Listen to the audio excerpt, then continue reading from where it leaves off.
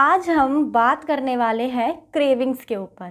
Cravings क्या होती हैं, क्यों होती हैं, क्या है क्रेविंग्स का रीज़न और क्या है इसका सॉल्यूशंस। अक्सर बहुत सारे लोगों को क्रेविंग्स होती है। खाना खाने के 1 घंटे बाद, आधे घंटे बाद ही भूख लगने लग जाती है। परेशान हो जाते हैं कि अभी तो रोटी खाई थी तो फिर अब क्यों भूख लग रही है, क्यों क्रेविंग्स हो रही है। मन करता रहता है कभी चटपटा खाने का, कभी मीठा खाने का, जिसकी वजह से अननेसेसरी अनहेल्दी फूड खा लेते हैं। फिर बाद में प्रॉब्लम्स फेस करनी पड़ जाती है। कभी पिंपल्स निकल आते हैं, वेट गेन हो जाता है, बहुत सारी प्रॉब्लम्स उन्हें फेस करनी पड़ जाती है। फिर वो सोचते हैं कि काश ना खाया होता ये खाना, काश क्रेविंग्स पर कंट्रोल कर लिया होता, मुझे ही क्यों क्रेविंग्स होती है। आपने नोटिस किया होगा आपकी फैमिली में काफ़ी सारे मेंबर हैं, काफ़ी सारे नहीं तो 3 से 4 मेंबर तो फैमिली में होते ही हैं। आपका भाई हो सकता है, आपकी बहन, उसे क्रेविंग नहीं होती, वो खाना खा के ठीक है, लेकिन आपको क्रेविंग्स हो रही है। आपके फ्रेंड सर्कल में आपके फ्रेंड्स को क्रेविंग का इशू नहीं है, वो फिट हैं, हेल्दी हैं, हैप्पी हैं, लेकिन आप क्रेविंग्स का इशू फेस कर रहे हो, ओवर ईटिंग कर रहे हो, क्रेविंग्स कर रहे हो, अननेसेसरी हेल्दी खाना खा रहे हो, जिसकी वजह से बाद में पछताना पड़ता है। अब आपको पछताने की कोई ज़रूरत नहीं है, क्योंकि आज मैं आपको बताने वाली हूँ क्रेविंग्स के पीछे के 5 मेन बिग रीज़न्स, और उनका सॉल्यूशन भी मैं आपको इसी वीडियो में दूंगी। इस वीडियो को पूरा देखने के बाद आपका क्रेविंग्स का जो प्रॉब्लम है वो 100% सॉल्व हो जाएगा। आप हमेशा हेल्दी खाओगे, अच्छा खाओगे, ना तो आपको स्किन प्रॉब्लम्स होंगी, ना आपका वेट गेन होगा, ना ही आप कोई और अनोदर डिसीज़ फेस करोगे। चलिए शुरू करते हैं। Hello, my name is Deepa Jain. मैं एक फिटनेस एंड हेल्थ कोच हूँ। अगर आप मेरे चैनल पे नए आए हैं तो चैनल को सब्सक्राइब कर लीजिए, बेल आइकन को प्रेस कर लीजिए, ताकि आप फ्यूचर में आने वाली मेरी वीडियोस को मिस ना करें। मैं आपके लिए हमेशा ऐसी हेल्थ रिलेटेड वीडियोस लाती रहूँगी, तो सब्सक्राइब अभी करें। चलिए बात करते हैं कि क्या है क्रेविंग्स के मेन रीज़न। पहले रीज़न की बात करते हैं। पहला बिगेस्ट मेजर रीज़न जो है वो है खाने में nutrients, micronutrients, protein, fibre, minerals की कमी, यानी कि खाने में आपने कमी करी है। आपको पता है जब आपको क्रेविंग्स होती है तो वो कोई बुरी या अनहेल्दी चीज़ नहीं है। क्रेविंग्स आपकी बॉडी आपको इंडिकेट कर रही होती है कि आपने अपने खाने में कहीं ना कहीं थोड़ी सी या फिर ज़्यादा कमी छोड़ दी है, जिसकी वजह से आपको क्रेविंग्स हो रही हैं। आपको अननेसेसरी टाइम पे भूख लग रही है, अननेसेसरी अनहेल्दी खाना खाने का मन कर रहा है। इसका रीज़न है आपने अपने खाने में कहीं ना कहीं थोड़ी सी कमी छोड़ दी है। और वो कमी किस चीज़ की है? प्रोटीन की, फाइबर की, न्यूट्रिएंट्स की, माइक्रोन्यूट्रिएंट्स की, मिनरल्स की और एंजाइम्स की। अब ये कमियां आपको फिल करनी पड़ेगी। कई बार लोग क्या करते हैं, अब खाने में कार्ब्स भी ज़रूरी है, लेकिन वो क्या करेंगे, जब वो खाना खाने बैठे हैं तो या तो उनकी थाली में 1 सब्ज़ी 2 रोटी होती है, बस खा लिया। अब उनको रोटी से क्या मिला? थोड़ा सा कार्ब्स। उन्हें सब्ज़ी से क्या मिला? फाइबर, थोड़ा सा। अब उसमें ना तो प्रोटीन आया, ना उसमें मिनरल्स आए, ना उसमें माइक्रोन्यूट्रिएंट्स आए। कमी कर दी खाने में। मतलब या तो फिर रोटी की अमाउंट बढ़ा देंगे। अब लोग सोचेंगे कि अच्छा 2 रोटी कम है तो रोटी की अमाउंट बढ़ा देंगे, 3 रोटी खा लेंगे, 4 रोटी खा लेंगे। पर मुद्दा तो वही है, 4 रोटी खाओ चाहे आप 6 रोटी खाओ, रोटी से सिर्फ और सिर्फ कार्ब्स मिल रहा है। ना तो रोटी प्रोटीन दे रही है, ना रोटी फाइबर दे रही है, ना रोटी आपको मिनरल्स दे रही है, ना रोटी माइक्रो न्यूट्रिएंट्स दे रही है। तो कमी तो खाने में आ गई ना। आपको अपने खाने की कमी को फिल करना पड़ेगा। आपके पास एक प्रॉपर थाली होनी चाहिए जब आप खाना खाने बैठते हैं। उस थाली में प्रोटीन होना चाहिए, फाइबर होना चाहिए, न्यूट्रिएंट्स होने चाहिए और कार्ब्स भी उसमें होने चाहिए, और माइक्रोन्यूट्रिएंट्स भी बहुत ज़्यादा ज़रूरी हैं। माइक्रोन्यूट्रिएंट्स क्या होता है? माइक्रोन्यूट्रिएंट्स बहुत ही छोटी अमाउंट में काम करता है। एग्जाम्पल ले लेते हैं आपके घर का। अब आपके पास घर है, ऑब्वियसली उसमें दरवाज़ा होगा। अब आप कहीं बाहर जाते हो तो ताला लगा के जाते हो, राइट? ताला लगाए बिना तो आप घर से बाहर जाते नहीं। तो ये जो घर है, ये क्या है? न्यूट्रेंट, क्योंकि बहुत बड़ी अमाउंट में है। लेकिन जो घर में छोटी अमाउंट में काम कर रहा है वो है माइक्रो न्यूट्रिएंट, यानी कि चाबी, ताला और चाबी। अगर आपकी बाई चांस मान लीजिए कि चाबी खो जाए, अब कुछ लोगों के घर में ताला वैसा होता है जो टूट सकता है, लेकिन कुछ लोगों के घर में डोर लॉक होता है, जो डोर में सिर्फ की से लॉक होता है, ताला नहीं होता उसमें, बाहर से डोर के अंदर ही होता है, ऑटोमेटिक होता है। तो उसके लिए आपको चाबी की ज़रूरत है। अगर चाबी ना हो, जैसे बहुत सारे होटल्स में कार्ड से स्वाइप करने के बाद ही दरवाज़ा खुलता है, तो वो कार्ड क्या है? माइक्रो न्यूट्रिएंट है। छोटा है बहुत, लेकिन बहुत ज़रूरी है। वो कार्ड ना हो तो आप होटल रूम के अंदर नहीं जा सकते, अगर वो चाबी ना हो तो आप अपने घर के अंदर नहीं जा सकते। बहुत ज़रूरी है माइक्रो न्यूट्रिएंट्स। तो वही माइक्रो न्यूट्रिएंट्स आपकी बॉडी में होता है। अब वो माइक्रो न्यूट्रिएंट्स हो सकता है नींबू। नींबू माइक्रो न्यूट्रिएंट्स का काम करता है। जैसे मान लीजिए आपके गम्स में से खून आता है, कई बार लोग ब्रश करते हैं तो आ जाता है, या ऐसे ही कई बार लोगों के गम्स में से खून आने लग जाता है, रेड रेड दिखने लग जाते हैं गम्स, अलग ही लगता है कि इसमें से या तो खून निकला है या निकलने वाला है, फील होता है ना कई बार।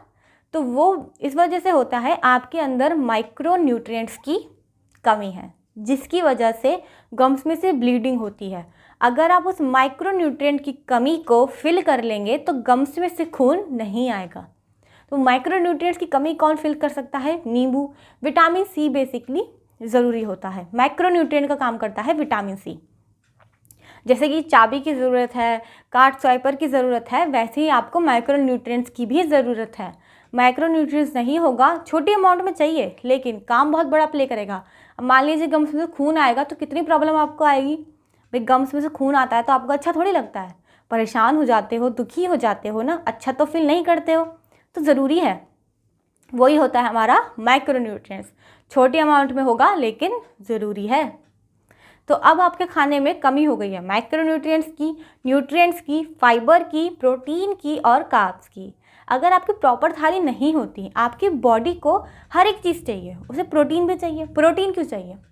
बेसिकली हमारे बाल, हमारे नाखून, हमारी बॉडी के आधे से ज़्यादा पार्ट, हमारे इनर पार्ट, इवन हमारे इनर ऑर्गन्स जो है वो भी प्रोटीन के बने होते हैं। हमारा लीवर, हमारी किडनी, सब चीज़ें प्रोटीन की बनी होती हैं। अब मान लीजिए आपके पास प्रोटीन ही नहीं है, आप बॉडी को प्रोटीन नहीं दे रहे हो, तो बाल कैसे ठीक होंगे? बहुत से लोगों को आपने देखा होगा गंजे हो जाते हैं, गंजापना आ जाता है, तो लोग कहने लग जाते हैं स्ट्रेस की वजह से बाल झड़ गए, उम्र की वजह से बाल झड़ गए। वहीं बहुत से लोगों के बाल अच्छे खासे होते हैं। इसका मतलब ये नहीं है कि वो इंसान दुनिया में सबसे खुशी व्यक्ति है, उन्हें कभी दुख नहीं होता, उन्हें कभी टेंशन नहीं होती, वो कभी स्ट्रेस नहीं लेते, या उनकी उम्र ही नहीं हुई, वो हमेशा जवान ही है, उनके बाल क्यों नहीं झड़े? क्योंकि प्रोटीन की कमी थी उस इंसान के अंदर जिसके बाल झड़ गए। जब बॉडी में प्रोटीन ही नहीं होगा तो बाल कैसे बढ़ेंगे? बाल झड़ जाते हैं। विमेंस को बहुत बार फेस करना पड़ जाता है हेयर फॉल, बाल झड़ रहे हैं, पतले होते जा रहे हैं। देखते होंगे आप, जब हम छोटे थे तो बाल कितने अच्छे हुआ करते थे, घने लंबे, और बड़े होते होते बाल झड़ रहे हैं, टूटते जा रहे हैं, छोटे होते जा रहे हैं। ये क्यों हो रहा है? क्योंकि आपके अंदर प्रोटीन की कमी है। नाखून बड़े करने की बहुत सी फीमेल्स को प्रॉब्लम आ जाती है, वो बड़े करती हैं लेकिन टूट जाते हैं, बढ़ते ही नहीं, बहुत जल्दी टूट जाएंगे, या फिर बहुत ही स्लो बढ़ते हैं, ऐसा लगता है बढ़ ही नहीं रहे, शेप में नहीं होते। फिर उसके लिए क्या करती हैं? नकली नाखून लगाती हैं। आपको पता है नकली नाखून कितने हानिकारक होते हैं? उसमें जो हम ग्लू यूज़ करते हैं वो हमारी यहाँ की डेड जो स्किन होती है, जिसे हम क्यूटिकल्स बोलते हैं, वो ख़राब कर देती है। कितना अनहेल्दी है ये, कितना ज़्यादा आप बीमारियों को न्योता दे रहे हो नकली नाखून लगाकर। या फिर बहुत सारी फीमेल्स तो अपनी क्यूटिकल्स ही निकलवा देती है मैनिक्योर पेडिक्योर के चक्कर में, कि नाखून शेप में चाहिए, लंबे होने चाहिए। ये कितनी ज़रूरी चीज़ है। क्यूटिकल्स आपकी बॉडी का पार्ट है।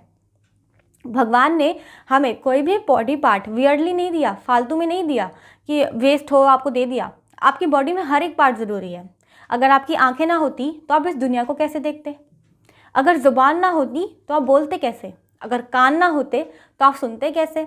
अगर बाल ना होते तो आप अच्छे कैसे दिखते? सारे बॉडी पार्ट जितने भी भगवान ने बनाए, चाहे हमारे हाथ हो, अगर हाथ ना होते तो हम काम कैसे करते, खाना कैसे बनाते? पैर ना होते तो हम चलते कैसे?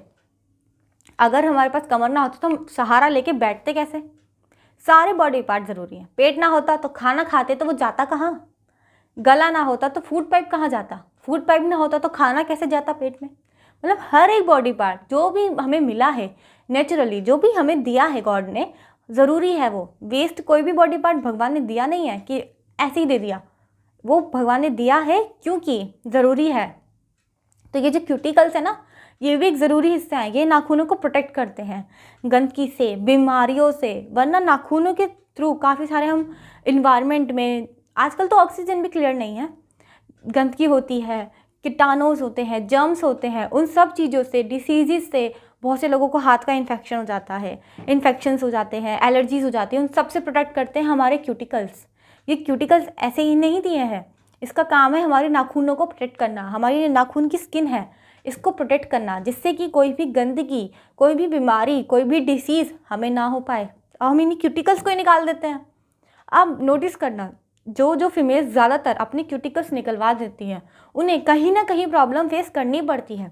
इन्फेक्शन हो जाता है, नाखून सड़ जाता है, कई बार तो सारी प्रॉब्लम फेस करनी पड़ती है क्योंकि क्यूटिकल्स निकाल दिया, सुरक्षा कवच हटा दिया।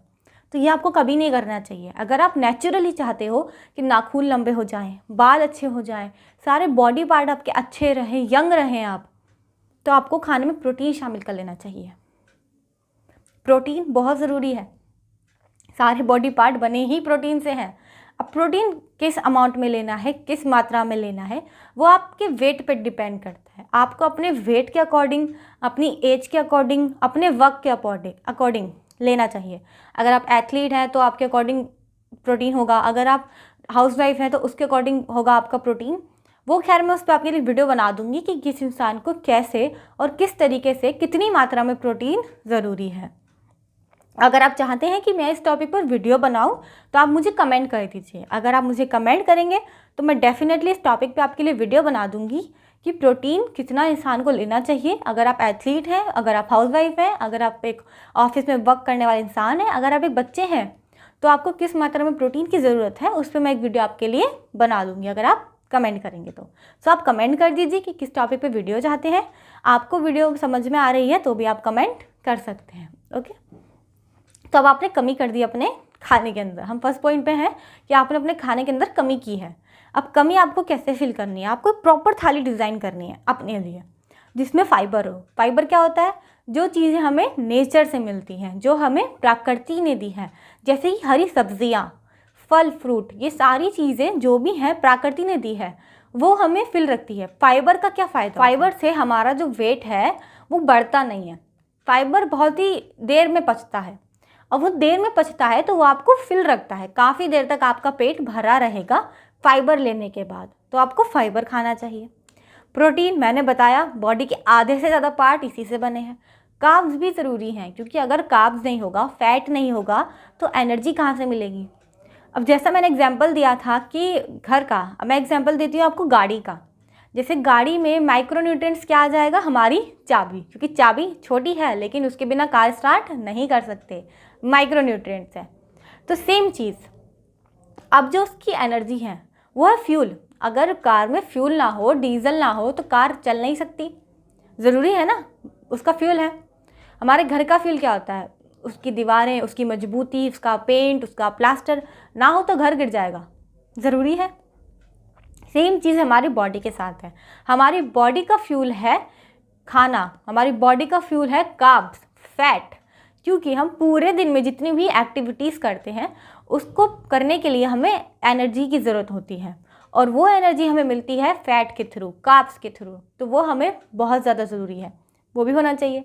अब मान लीजिए आप पूरा दिन, कई बार नोटिस किया होगा आपने, या आप खुद में नोटिस करिए या फिर अपने आसपास लोगों में नोटिस कीजिएगा, जब आप खाना खाते हो ना तो नींद आती है।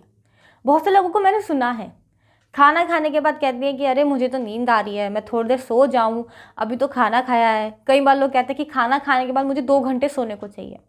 खाना खाने के बाद आलस आता है। कई बार देखा है मैंने लोगों को, उनका लंच टाइम दोपहर में 2 बजे है, लेकिन वो बाद में खाना खाते हैं क्योंकि उस टाइम वो काम कर रहे होते हैं। तो वो कहते हैं नहीं, अभी खाना खा लिया ना तो नींद आ जाएगी, आलस आ जाएगा, फिर काम नहीं कर पाऊँगा। इस वजह से उनका मील टाइम भी ख़राब हो जाता है। अब वो क्यों होता है? क्योंकि उनके खाने में फैट नहीं था, इस वजह से एनर्जी नहीं मिली। तो फिर आप एक्टिविटीज़ कैसे करोगे? आलस आएगा ना। जब एनर्जी ही नहीं है बॉडी में तो डेफिनेटली आलस ही आना है। अब आलस आएगा तो अच्छा थोड़ी है वो। आपको तो एनर्जी चाहिए ना, काम नहीं कर सकते, खाना खाने के बाद सो जाना, ये कोई अच्छी बात थोड़ी है। अगर खाना खाने के बाद आप सो जाओगे तो आपकी बॉडी वर्क कैसे करेगी? आपका डाइजेशन सिस्टम ख़राब हो जाएगा, आपको पेट रिलेटेड बहुत सारी इश्यूज़ फेस करने पड़ जाएंगे। मैंने इससे रिलेटेड वीडियो भी बनाई है कि अगर आपको पेट रिलेटेड इश्यूज़ हो जाते हैं तो उसका रीज़न क्या है।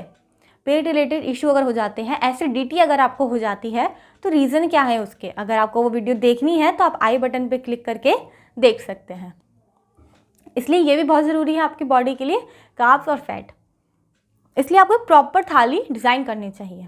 उसमें प्रोटीन होना चाहिए, उसमें फाइबर होना चाहिए, उसमें कार्ब्स होने चाहिए, उसमें मिनरल्स, न्यूट्रिएंट्स, माइक्रो न्यूट्रिएंट्स उसके अंदर होने चाहिए। अब एग्जाम्पल के लिए मैं आपको कुछ थालीज़ के उदाहरण दे देती हूँ। जैसे कि मान लीजिए आपने बना ली सब्ज़ी, कोई भी सब्ज़ी आपने कुक कर ली, कुछ भी हो सकता है, आलू गाजर मटर या फिर आलू गोभी मटर, कोई भी एक रैंडमली सब्ज़ी आपने कुक करी है, जो भी आपको अच्छी लगती है आपने उसे ले लिया, ठीक है। अब सेकंड चीज़ हम लेंगे उसमें एक बॉल सैलेड। मैं हमेशा अपनी हर वीडियो में कहती हूँ कि खाने के साथ सैलेड तो होना ही चाहिए, कंपलसरी है, बिना सैलेड के खाना नहीं खाना चाहिए, सैलेड होना ही चाहिए। तो आप लेंगे एक कटोरी सैलेड, तो ये क्या काम करेगा? फाइबर का। सब्ज़ी और सैलेड दोनों काम करेंगे फाइबर का। अब सब्ज़ी ज़्यादा काम नहीं करती फाइबर का, क्योंकि हम उसे कुक कर लेते हैं। पकी हुई सब्जियों में फाइबर की मात्रा, मिनरल्स की मात्रा, न्यूट्रिएंट्स की मात्रा कम हो जाती है, क्योंकि हम उसे कुक कर लेते हैं। लेकिन जो कच्ची सब्जियां होंगी उसमें 100% फाइबर, न्यूट्रिएंट्स, मिनरल्स मौजूद होंगे। तो ये फाइबर भी देगा, मिनरल्स भी देगा, न्यूट्रिएंट्स भी देगा। इसलिए सब्ज़ी अगर आप ले रहे हो, चाहे आप हरी सब्जी ले रहे हो, लेकिन साथ में आपको एक बॉल सैलेड लेना ही लेना है, तभी आपको प्रॉपर मिनरल्स मिलेगा, न्यूट्रिएंट्स मिलेगा और फाइबर मिलेगा। साथ ही आप ले लीजिए एक कटोरी दही। अब दही प्रोटीन का बहुत अच्छा सोर्स है, तो आपके खाने में प्रोटीन इंक्लूड हो गया। अब हम बात करेंगे कार्ब्स की, फैट की। तो आप ले लीजिए रोटी। रोटी कार्ब्स का काम करेगी, उस पर लगा लिए थोड़ा सा घी, घी काम करेगा फैट का। तो ये आपकी प्रॉपर थाली डिज़ाइन हो गई। इसमें दही के रूप में प्रोटीन आया, सब्जी और सैलेड के रूप में आ गया फाइबर, न्यूट्रिएंट्स और मिनरल्स। अब आप सैलेड के ऊपर नींबू डाल सकते हैं, नींबू डालने से उसमें माइक्रो न्यूट्रिएंट आ गया, यानी कि विटामिन सी। दही आपने ले ली, प्रोटीन आ गया, और आपने रोटी ले ली तो कार्ब्स आ गए, उसके ऊपर आपने घी लगा लिया तो फैट आ गया। और अब देखिए कितनी यम्मी थाली बनके तैयार हुई है। मतलब सोचो, घी लगी हुई रोटी, साथ में सब्जी, साथ में दही और सैलेड, कितना टेस्टी प्लेट के बनके तैयार हुई है। इसमें कोई ऐसा मैंने अनटेस्टी फूड नहीं डाला कि आपको अच्छा ना लगे। टेस्टी थाली एकदम बनके तैयार हो गई और प्रॉपर थाली बनके तैयार हुई है। ये जो क्रेविंग्स में अनहेल्दी खाते हो ना, उससे भी अच्छी थाली बनकर तैयार हो गई आपकी, बेस्ट है। दूसरा एग्जांपल हम ले सकते हैं, आप ले लीजिए आलू सोया की सब्ज़ी। सोयाबीन जो होती है प्रोटीन का बहुत अच्छा सोर्स है। या फिर आप कोई रैंडमली कुक सब्जी ले रहे हैं, सैलेड ले रहे हैं, आप सोयाबीन थोड़ी सी ऐसे भी रख सकते हैं। अगर आपको अच्छे लगते हैं तो आप ऐसी सोयाबीन भी खा सकते हैं। साथ में रोटी, अगेन घी लगी हुई, बन गया आपका फिर अगेन दूसरी थाली। मतलब आपको थाली में protein, fibre, nutrients, minerals, carbs और फैट को इंक्लूड करके चलना है। किसी भी चीज़ की कमी नहीं होनी चाहिए। प्रॉपर थाली आपकी बननी चाहिए, वो आपको डिज़ाइन करनी है कि आप किस तरीके से कर सकते हैं। ओके, अब दूसरी जो मेन रीज़न आ जाता है, डैट इज हाइड्रेशन। पानी की कमी, आप बॉडी को हाइड्रेट नहीं रखते, आप पानी नहीं पीते हो पर्याप्त मात्रा में, जितना आपको पीना चाहिए आप नहीं पीते, जिसकी वजह से बॉडी को क्रेविंग्स होती है। अब क्रेविंग्स का मतलब ये नहीं है कि बॉडी खाना मांग रही है। क्रेविंग्स का मतलब कई बार बॉडी पानी भी मांग रही होती है, लेकिन आपको लगता है कि पेट खाली है, भूख लग रही है, क्रेविंग्स हो रही हैं, तो आप कुछ खा लेते हो, लेकिन बॉडी खाने को नहीं कह रही थी, वो पानी मांग रही थी, आपने पानी नहीं दिया। 1 गिलास पानी पी रहे हो, 2 गिलास पी रहे हो, दिन में 8 से 10 गिलास पानी ज़रूरी है, पीना ही चाहिए। नहीं पियोगे तो अनहेल्दी क्रेविंग्स होगी ही होगी, बॉडी में कमी रखोगे, हाइड्रेटेड नहीं रहोगे, स्किन खराब हो जाएगी, डाइजेशन सिस्टम खराब हो जाएगा, आप अपनी सेहत खराब कर लोगे। तो हाइड्रेशन रखना भी बहुत ज़रूरी है। दूसरा मेन रीज़न यही है कि आपकी बॉडी हाइड्रेटेड नहीं है। खाना खाने से भी आपको 15 मिनट पहले पानी पीना चाहिए। 15 मिनट पहले पानी पी लें, उसके बाद खाना खाएं, और खाना खाने के 40 मिनट बाद एटलीस्ट 1 गिलास पानी आपको पीना चाहिए। और पूरे दिन में आपको 8 से 10 गिलास पानी पीना चाहिए। आप अपने अकॉर्डिंग ले सकते हैं। आप सुबह उठ के 1 गिलास पी लीजिए, थोड़ी देर बाद फिर पी लीजिए, आप अपने अकॉर्डिंग एडजस्ट करें कि आप दिन में किस किस टाइम पे पानी पी सकते हैं, लेकिन 8 से 10 ग्लास पानी आपको पीना है। हाइड्रेट रखना बॉडी को बहुत ज़्यादा ज़रूरी है अगर आप क्रेविंग से छुटकारा पाना चाहते हो। प्रॉपर थाली के साथ साथ प्रॉपर हाइड्रेशन बहुत ज़्यादा ज़रूरी है। तीसरा इसका मेन रीज़न आ जाता है, डेट इज़ स्ट्रेस।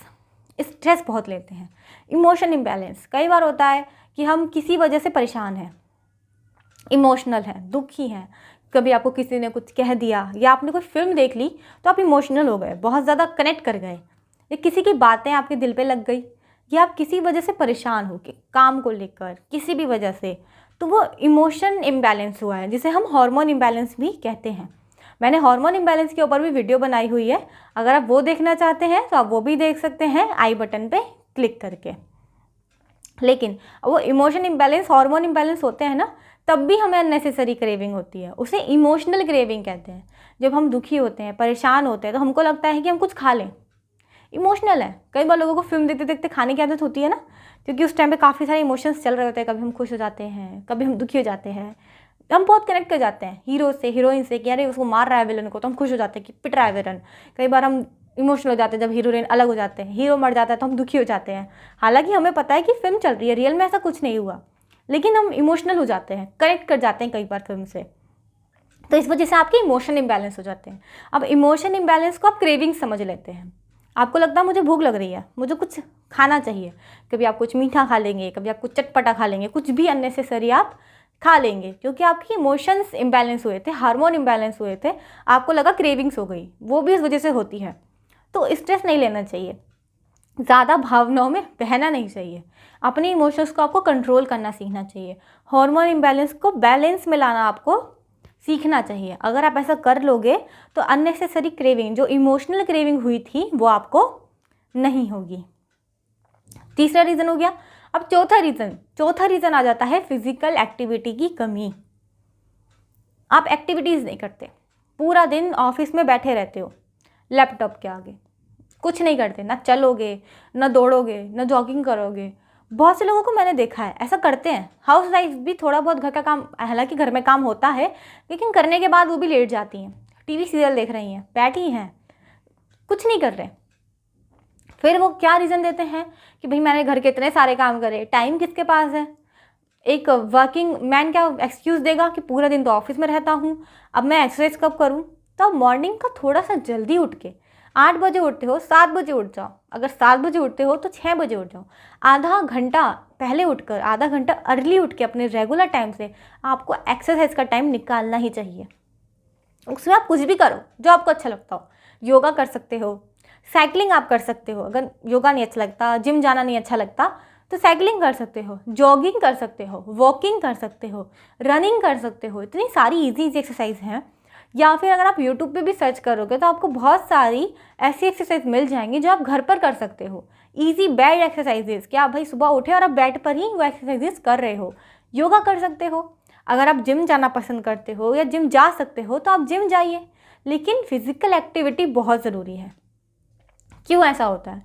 लोग कहते हैं कि भाई फिजिकल एक्टिविटी करेंगे तो कैलोरीज बर्न होगी, फिर तो भूख लगेगी, लेकिन ऐसा नहीं होता। आप कभी भी कीजिएगा, जब आप फिजिकल एक्टिविटीज़ करते हैं, एक्सरसाइजेस करते हैं, तो आपको भूख नहीं लगती, बल्कि आपको जितना खाने की ज़रूरत है उतना ही आप खाते हैं। आपकी बॉडी आपका साथ देती है कि आपको इससे ज़्यादा खाने की ज़रूरत अब नहीं है, बल्कि आपका जो क्रेविंग्स का इशू है वो सॉल्व हो जाता है। आप ओवर ईटिंग से बच जाते हो। जितनी ज़रूरत आपको खाना खाने में थी, आप उतना ही खाना खाते हो अगर आप फिजिकल एक्टिविटीज़ करते हो, एक्सरसाइजेस करते हो, कुछ भी कर सकते हो। जो एक्सरसाइज आपको अच्छी लगती है वो एक्सरसाइज कीजिए। आपको कोई ज़बरदस्ती नहीं है कि आपको जिम ही जाना है, आप कुछ भी कर सकते हैं। आप घर पे भी वेट ट्रेनिंग कर सकते हैं। जिम जाके वजन उठाना नहीं अच्छा लगता, घर पे डंबल ले आइए, घर पे कीजिए, ट्रेडमिल ले आइए, उस पर दौड़िए। या फिर उससे अच्छा है अगर बीच है आपके आसपास, या कोई भी अगर आपके पास फैसिलिटीज़ है, बीच है, ग्राउंड है, वहाँ जाइए, दौड़िए। या फिर कोई गेम ही खेल लीजिए, फुटबॉल। ऐसे गेम, ऐसा नहीं कि इंडोर आप लूडो खेलने बैठ गए, आउटडोर गेम लाइक फुटबॉल आपने खेला, आप बैडमिंटन खेल रहे हैं, कोई भी आउटडोर गेम जिसमें आपकी बॉडी मूव करे, फिजिकल एक्टिविटी हो। गेम खेलना तो आपको अच्छा लगता है ना, गेम खेलिए, लेकिन फिजिकल एक्टिविटी बहुत ज़्यादा ज़रूरी है। ये चौथा रीज़न है जिसकी वजह से आपको क्रेविंग्स होती हैं। तो आपको फिजिकल एक्टिविटीज़ करनी है, वो किसी भी रूप में कीजिए, लेकिन टाइम निकालिए। पांचवा रीज़न आ जाता है दैट इज़ क्वालिटी स्लीप। आप पूरी अच्छी नींद नहीं लेते, आप गलत टाइम पे सोते हैं, गलत टाइम पे उठते हैं। कभी आप 4 घंटे सो रहे हैं, कभी आप 6 घंटे सो रहे हैं, तो उस 4 घंटे को वसूलने के लिए अगले दिन आप 10 घंटे सो रहे हैं। ये सही नहीं है। ऐसा नहीं होता कि एक दिन आप 4 घंटे सो लिए, अगले दिन आप 10 घंटे सो लिए। एक दिन आप 12 घंटे सोए हैं तो अगले दिन आप 14 घंटे सो रहे हैं। किसी दिन आप 14 घंटे सो लिए तो बाकी दिन आप 4 घंटे, 3 घंटे, 2 घंटे सो रहे हैं। या किसी दिन सो ही नहीं रहे, पूरा रात नेटफ्लिक्स पे वेब सीरीज़ देख रहे हैं, टीवी देख रहे हैं, हॉरर शोज़ देख रहे हैं, और अगले दिन सोए रहे हैं आप। ऐसा नहीं करना। क्वालिटी स्लीप, टाइम मैनेज करना बहुत ज़रूरी है। आपको 6 से 8 घंटे की नींद चाहिए ही चाहिए, और वो 6 से 8 घंटे की नींद पूरी एक टाइम पे होनी चाहिए और फ्लो में होनी चाहिए और डेली होनी चाहिए। ऐसा नहीं है एक दिन आप 6 घंटे सोए, एक दिन आप 10 घंटे सो लिए, तो आप उसके अगले दिन 4 घंटे सो रहे हैं कि उसके 2 घंटे मैं अब एक्स्ट्रा सो लेता हूँ। ऐसा नहीं करना आपको। रोज़ आपको 6 से 8 घंटा सोना है और फ्लो में होना चाहिए। ऐसा नहीं है कि कई बार लोग क्या करते हैं, 4 घंटे रात को सो जाएंगे, अगले दिन दोपहर में 2 घंटे सो रहे हैं कि मैं तो दिन में 6 घंटे सो लिया ना, 2 घंटे में दोपहर में सोया और 4 घंटे में रात को सोया या सोई। ऐसा नहीं करना। आपको 6 घंटे की नींद या 8 घंटे की नींद एक फ्लो में होनी चाहिए। रात को अगर आप सोए हैं तो पूरी रात आपको 6 घंटे ही सोना है। पूरा अगर आप सोए हैं तो पूरा एक टाइम में ही आपको 8 घंटे सोना है।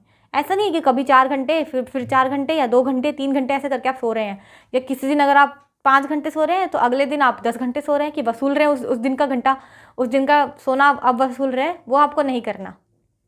आपको एक ही टाइम पे सोना है, 6 से 8 घंटे आपको सोना है। अगर आप रात को 9 बजे सोते हैं तो आपकी 6 घंटे की नींद अगर आप ले रहे हैं तो आप सुबह 3 बजे उठेंगे। ऐसा नहीं करना। आपको एक परफेक्ट टाइम बनाना है कि हाँ मुझे इस टाइम जागना है। अब जैसा मैंने आपको पहली बार बताया था कि फिजिकल एक्टिविटी करने के लिए आधा 1 घंटा पहले उठना है, तो वो आप मैनेज कर सकते हो अपनी स्लीप के साथ। मान लीजिए 8 बजे आप ऑफिस जाते हैं तो आपको उठना पड़ता होगा 6 बजे। मान लीजिए तैयार होने के लिए, अपने सारा फ्रेश होने के लिए, ब्रेकफास्ट करने के लिए आपको 6 बजे उठना पड़ता होगा। अब आपको फिजिकल एक्टिविटीज़ भी करनी है तो आपको 5 बजे उठना चाहिए। अब अगर आपको 5 बजे उठना है तो आपको 9 या 10 बजे तक सो जाना चाहिए, जिससे आपको 6, 7 या फिर 8 घंटे की नींद मिले ही मिले। बहुत ज़रूरी है आप 9 से 10 बजे तक सो जाओ, जिससे आप सुबह जल्दी भी उठ पाओगे और 6 से 8 घंटे की नींद आपको मिल जाएगी। सुबह जल्दी उठने के क्या फ़ायदे हैं? आप फिजिकल एक्टिविटीज़ कर पाओगे, आप ब्रेकफास्ट स्किप नहीं करोगे। हमने पहले पॉइंट में यही बात करी थी कि परफेक्ट थाली कितनी ज़रूरी है। जितनी ज़रूरी परफेक्ट थाली है उतना ही ज़रूरी टाइम भी है। ब्रेकफास्ट कभी स्किप नहीं करना चाहिए। ब्रेकफास्ट बहुत ज़रूरी होता है, पूरा दिन एनर्जी देने का काम, क्योंकि ब्रेकफास्ट से लेकर लंच तक हम कुछ नहीं खाते और रात को डिनर के बाद तो सुबह तक हम कुछ नहीं खाते हैं। तो उस टाइम पे ब्रेकफास्ट करना बहुत ज़रूरी होता है। हमने पूरी रात फास्ट किया होता है, हमने कुछ नहीं खाया होता, तो उस टाइम पे आपको ब्रेकफास्ट करना बहुत ज़रूरी है। ब्रेकफास्ट बहुत इंपॉर्टेंट है, ब्रेकफास्ट कभी भी स्किप नहीं करना चाहिए। तो ब्रेकफास्ट आपको करना है, तो उसके लिए अगर आप जल्दी उठेंगे तो आप सुबह ब्रेकफास्ट भी कर पाएंगे, क्योंकि लोगों के पास टाइम नहीं होता, लेट उठते हैं, उठते तैयार होकर सीधा ऑफिस चले जाते हैं, ब्रेकफास्ट करने का टाइम ही नहीं बचता। तो जल्दी उठेंगे तो आप ब्रेकफास्ट कर पाएंगे, अपनी फिजिकल एक्टिविटीज़ कर पाएंगे। सुबह उठकर 1 गिलास पानी पिएंगे तो हाइड्रेशन मोड तो वहीं से शुरू हो जाएगा। हाइड्रेशन पे तो आप वहीं से शुरू कर दोगे अपने बॉडी को हाइड्रेट रखना। तो सुबह जल्दी उठना है, रात को जल्दी सोना है। तो इसलिए 6 से 8 घंटे अगर आप बना लोगे ना कि मुझे 6 घंटा सोना है, डिपेंड करता है कि आपको कितने घंटे की नींद ज़रूरी है। 6 घंटे भी ज़रूरी होता है, 8 घंटे भी ज़रूरी होता है। आपको अपनी बॉडी के अकॉर्डिंग देखना चाहिए। अगर 6 घंटे की नींद के बाद आप अच्छा फील कर रहे हो, फ्रेश फील कर रहे हो, पूरा दिन एक्टिव रह पा रहे हो, तो 6 घंटे नींद आपके लिए इनफ है। लेकिन अगर आलस आ रहा है, उबासी आ रही है, नींद आ रही है, मन नहीं लग रहा काम में, बार बार वो पलक झपक रही है, सोने का मन कर रहा है, तो आप 8 घंटे सोइए, लेकिन उससे ज़्यादा नहीं। 6 घंटे या 8 घंटे की नींद काफ़ी होती है एक इंसान के लिए। तो 6 घंटे या 8 घंटे आपको फिक्स करना है कि मैं 6 घंटे ही सोऊंगा या मैं 8 घंटे ही सोऊंगी, उससे ज़्यादा नहीं सोऊंगी, उससे कम नहीं सोऊंगा। वो आप एक टाइम बना लीजिए। अब आप रात को 9 बजे सोए, 10 बजे सोए, वो आप पे डिपेंड करता है कि आप किस टाइम सो जाते हैं। लेकिन 9-10 बजे तक आपको सो जाना चाहिए। 2 बजे 3 बजे रात को नहीं सोना चाहिए। 9 से 10 बजे तक आप सो जाएं और सुबह जल्दी उठें, उसके बाद अपनी सारी एक्टिविटीज़ आप कर सकते हैं। तो आपको ये 5 चीज़ें अगर आप समझ गए रीजंस भी मैंने आपको दे दिए, साथ ही साथ सॉल्यूशन भी मैं आपको देती चल रही थी। तो इन रीजंस को ध्यान में रखिए, इनके सॉल्यूशंस को इम्प्लीमेंट कीजिए और फिर देखिए आपकी क्रेविंग्स के सारे इश्यूज सॉल्व हो जाएंगे, आपको अच्छा फील होगा, हैप्पी फील करेंगे और फ्रेश फील करेंगे। सो आई होप आपको ये वीडियो अच्छी लगी होगी। अगर आपको वीडियो अच्छी लगी है तो आप चैनल को सब्सक्राइब कर लीजिए, वीडियो को लाइक कर दीजिए, इसे शेयर कर दीजिए उन लोगों के साथ जिनको क्रेविंग्स के इश्यूज़ हैं। मुझे कमेंट करके बताइए आपको वीडियोस कैसी लगी। अगर इसके अलावा भी आपको कोई प्रॉब्लम फेस करनी पड़ती है या कोई भी आप क्वेश्चन मुझसे पूछना चाहते हैं क्रेविंग से रिलेटेड या किसी भी हेल्थ रिलेटेड इश्यू से रिलेटेड, तो आप मुझे कमेंट कर सकते हैं, मैं डेफिनेटली रिप्लाई करूँगी। किस टॉपिक पर वीडियो देखना चाहते हैं आप वो भी कमेंट कीजिए, मैं आपके लिए डेफिनेटली बनाऊँगी। मिलते हैं फिर किसी वीडियो में, क्योंकि चैनल को सब्सक्राइब कर लीजिए, क्योंकि हेल्थ है तो ही वेल्थ है।